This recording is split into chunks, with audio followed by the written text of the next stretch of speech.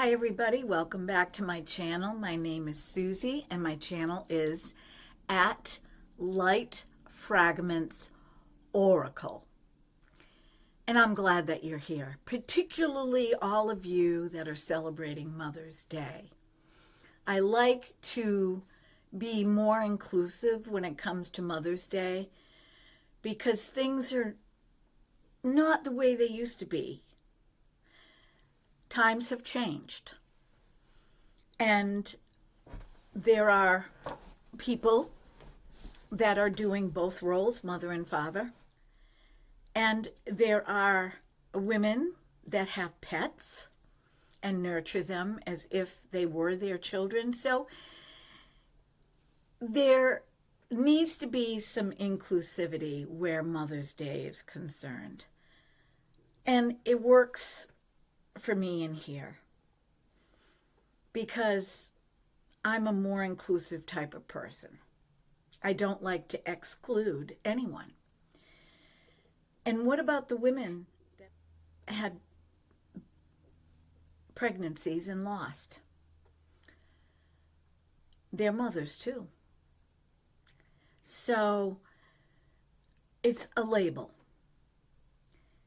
But we are going to celebrate Mother's Day. My mother is in spirit.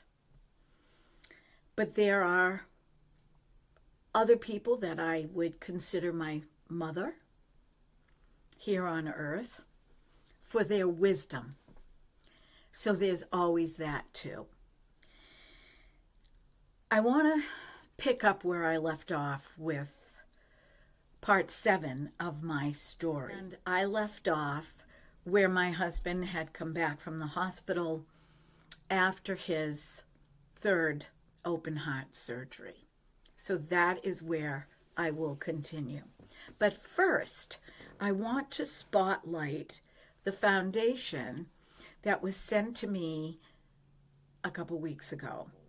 Miccilo foundation. This is a full coverage foundation. It is water resistant, it is sweat resistance, and it is also long lasting. And it's an oil control foundation. Now, I do not have oily skin, and I find that I really need to hydrate my skin in order to get the best luck with this foundation.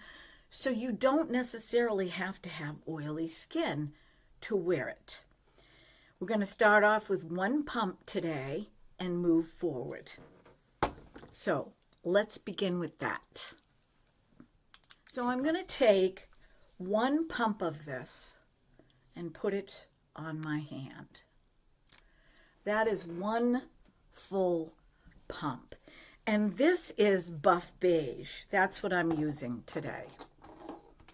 I think I've mentioned to you that I could use Buff Beige, I can use sand. I'm going to do the Wayne Goss technique again today, but I'm going to apply it with my brush.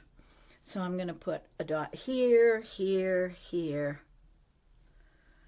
in the corners of my nose. And I'm just going to kind of stipple it on with my brush, not my fingers.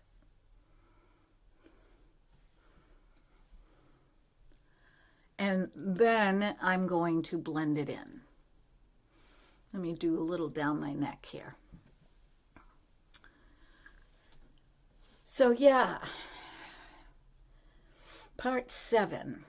My husband had come home from the hospital after a very long, intense couple of months. And he was weak. I was 93 pounds from the stress. And one day, he was taking a nap one afternoon. I believe it was a Sunday afternoon. And the way that my bedroom was situated, the mirror looking back showed the bed.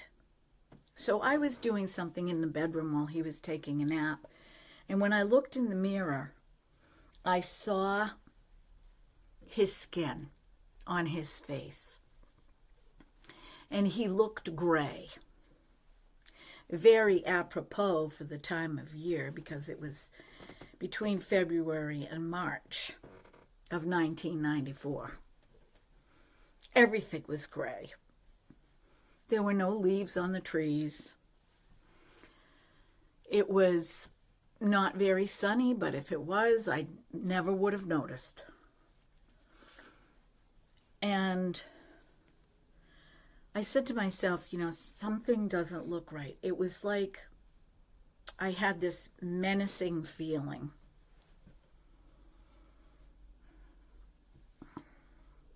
Okay, this is one coat. And it looks nice. But I don't feel it's enough. You can get away with one coat, but you can still see some spots on my skin. So I don't think one coat is enough. So I'm going to use another pump. And I'm just going to kind of go back and dab on areas. This foundation you can use as a concealer. It dries really quickly on the skin, so you need to work fast, and I believe I mentioned that before. Miccilo is giving all of you a discount of 20% off, which will be listed in the description. And it is a very affordable foundation. That's all it is a foundation. There's no skincare involved in it. It is used to cover your skin fully. I mean, look at that mole. It just completely covered it up. And look at this right here, my little cherry angioma. I mean, it conceals amazingly.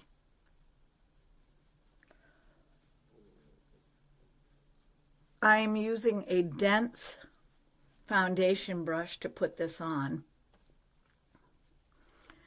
I don't feel like this foundation needs powdering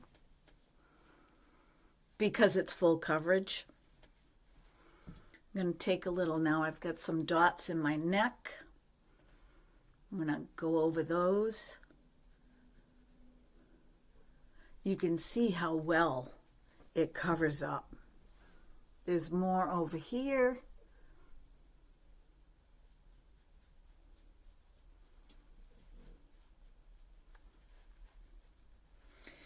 But you do have to work quickly. You can't just sit there and slowly blend it in. Then when you are done blending it in, I'm going to take a little bit and put it under my eyes because I want to see.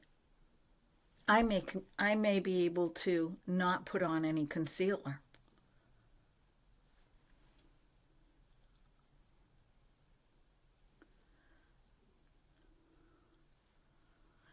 Now don't forget, I have a studio light, and it will show things a little differently than when you look in a mirror that's near a window with light coming in. I could show it to you that way, but for the price, which is $22,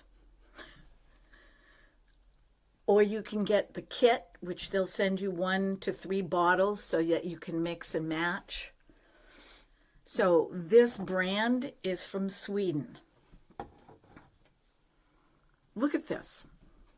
Look at the coverage. It dries down to this soft, powdery feel, which is why I don't think you need to powder it. And if you are someone that wants to get your foundation on in the morning and you want to get to work, this is the foundation for you. You can actually, look at, I put it over my eyelids. Why don't we do that today? Why don't we make a really gentle look? I'm not even going to put on any eyeshadow. I might just use my blush as eyeshadow.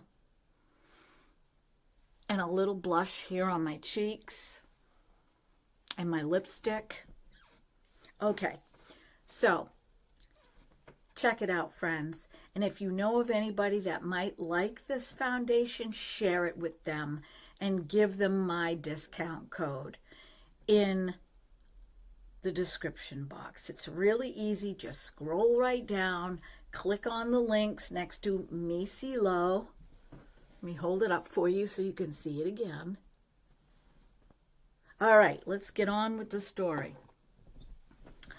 So yeah, it was a really, really dark, gloomy time, but I attributed it to being taxed, stressed, overtired. One day, I decided I was going to take a walk. I needed to get out of the house. My husband was home. He was planning on going back to school for the business that he wanted to start. And I begged him not to. I said, please, please do not go back to school. He goes, well, I'm not going to be doing anything special. I'm just going to be going to classes and I'm going to be coming home. Because he really wanted to do this. And I'm like, don't you think you ought to let your body... Excuse me, I had a fuzzy in my eye. I said, don't you think that you ought to let your body heal more? And he said, I can't. I'll be waiting another X amount of months to go back to school. So he decided he was going to go back to school. And this particular day, I went for a walk. It was this long, drawn out, I don't know how many days of gray, raining, cold, miserable weather.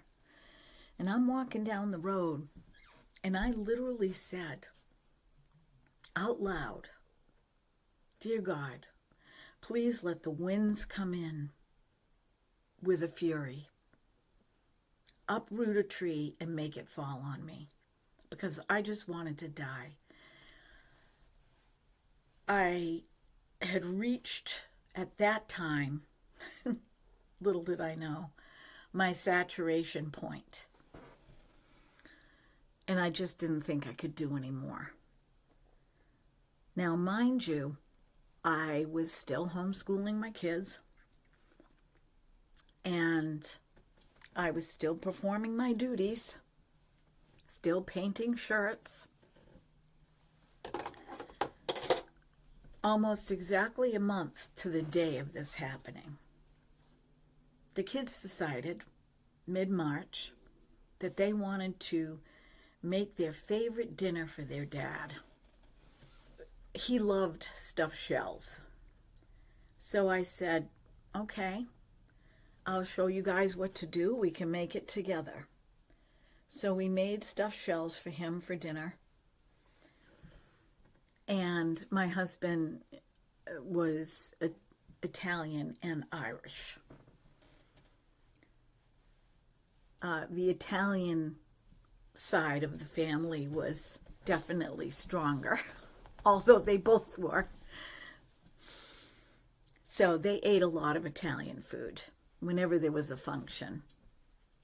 It was really nice. We got done from eating. It was same old, same old. He told the kids how much he loved the meal. And he got up to go to put his plate in the dishwasher. He put the plate in the dishwasher. He grabbed his chest and hunched over. And of course, I rushed to his aid and walked him into the living room to the couch where he kind of toppled over backwards, clutching onto his chest. And I looked in his eyes and I kept saying, what's wrong? What's wrong? This is your heart. He said, I think so. And that was all he said. And I watched, literally, the life in his eyes disappear. And when I put my ear to his chest, it was not a normal heart beating sound. It was a whoosh, whoosh, whoosh. And now the house is in a frenzy. I called my neighbor, call 911. I told her to call 911 because I was frantic. She called 911. They came running over here. My neighbors came over. My sister rushed to the house. My family at that time, my brother-in-law and my brother, were firefighters. And so they had the system in their house that let them know what was going on, and a scanner. And I don't know, it was crazy. My younger sister came running up the stairs and took the kids into the bedroom, thank God. And the EMTs were working on him, and when they lifted his head up, I could see like a triangle, like this, because the EMT was standing over him, and I could see his head through the triangle looking at me, and I just waved goodbye. Because I knew. In the meantime, they're taking him to the hospital, and I got in my brother's truck. And I'm now in, I don't know what you call it, shock. And I kept saying to my brother, is he going to be okay? Is he going to be okay? Is he going to be okay? And my brother finally said, gosh, Susan, I don't know. I don't know if he's going to be okay. Well, he died. He died in front of me. But you know how the EMTs have to do everything they can to try to revive him. What happened is remember I told you that where the valve was connected to the tissue and they didn't have much to work with? It let go. And the valve, the titanium valve, caved in. So the blood had no place to be pumped. It just rushed out of his body. So that whooshing sound was what was going on that I heard. I had an autopsy done. And the cardiologist surgeon, who was an amazing man, told me that it wouldn't have mattered. It would have inevitably caved in. It would have happened no matter what. And that they were sparing me when they told me they didn't have a lot to work with. They were sparing me because they knew what a hopeful person I was. And they did not want to destroy that hope. So, and it was one of the darkest times of my life. Darker than any other time. Because here I had these 3 children and I had no feelings. I knew I loved them, but I couldn't feel. I couldn't feel anything. I was completely void of feeling. My husband died at 37 years old, very young. And at that time that summer, I believe, I would have been 34. Because he was 3 years older than me. And it was a long, long period of my life. It lasted years. But in the meantime, I didn't really want to be alone. I was young when I got married. I left being at home, going to school, being surrounded by people, to being married. So I'd really never been alone. Except for the 3 weeks that my husband was traveling before his third surgery. 3 weeks on, 2 weeks off, 3 weeks on. Thank goodness I had family members that could direct me, because there were ways to, we didn't have any health insurance. There was a little bit of money left over from that profit sharing, a little bit. Believe me, I made that money stretch. And there was Social Security for the kids and for me. And then a few months after that, about a month after that, I met my future husband. And we met at church at Easter Vigil. A month went by after the Easter Vigil, because I was like, yeah, my friend introduced me to him, and I was like, no, thank you. I don't want to be introduced to anybody. And it was the weirdest thing. I kept telling her, I don't want to meet anybody. Don't introduce me to anybody. But then a month went by, and I came home one Sunday, and I didn't have any hot water, and I didn't know who to call, because it was my husband that took care of everything. So I called my girlfriend, the same girlfriend that introduced me to my now husband. And she said, I said, I don't have any hot water. Do you know of anybody I can call? And she's like, yeah, my cousin, the one you met at church. He's a plumber. Well, sort of, kind of, sort of. She gave me his number, and I called him, and I said, hi, we met such and such. I was wondering if you could help me. And he was like, yeah. And as soon as I said, I don't have any hot water, he was like, oh. So he came over, and he showed me, in case that happened to get again, how to fix the problem. And I went to offer to pay him for his services, and took his tools and brought them to the front door, because I'm like, dude, you're out of here. And he said, no, I'm not going to, you're a widow. I'm not taking any money from you. This is totally on me. And I said, well, maybe I should at least let me give you a cup of tea or a cup of coffee. And so he agreed, and we stayed and we chatted. And basically, he was in a different situation, but he was also hurting. So we commiserated together.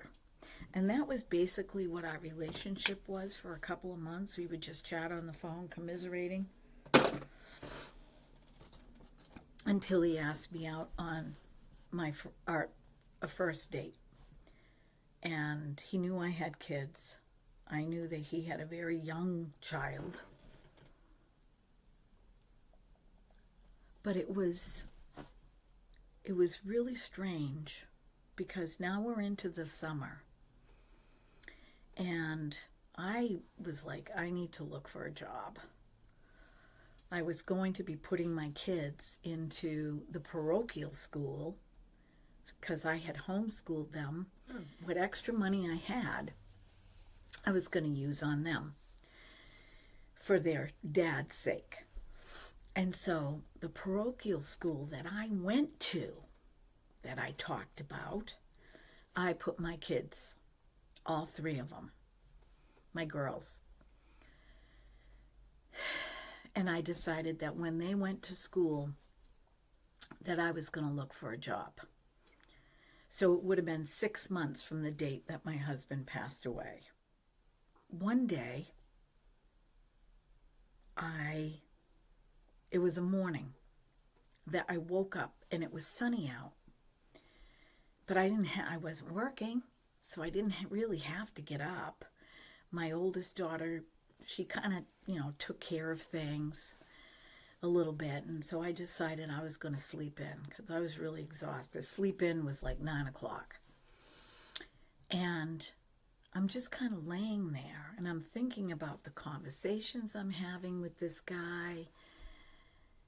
And I prayed that the person that I wanted to be with, because I was young still, if I were to ever get remarried, I laid out the qualities in my brain. A go-getter, aggressive was the word. Be careful what you wish for or pray for. Good soul, that kind of thing. And all of a sudden, I had a flash in my mind of one of the conversations that we were having on the telephone. And I said, I could marry this man. And my mind, you know, that gloomy darkness you get when you're depressed, it was as if somebody took a spotlight and shone it into my brain. The hole in front of my head blew up like a spotlight inside. It literally was light that was flooding into my brain. Now, I didn't know what to make of that, but, you know, light does pierce the darkness. So that's where I'm going to end my story for today, and we'll continue to put makeup on. And it doesn't matter how many parts of this story that I have, because I don't want to give it to you all at once. It's hard for me to do that. I would be sitting here for hours.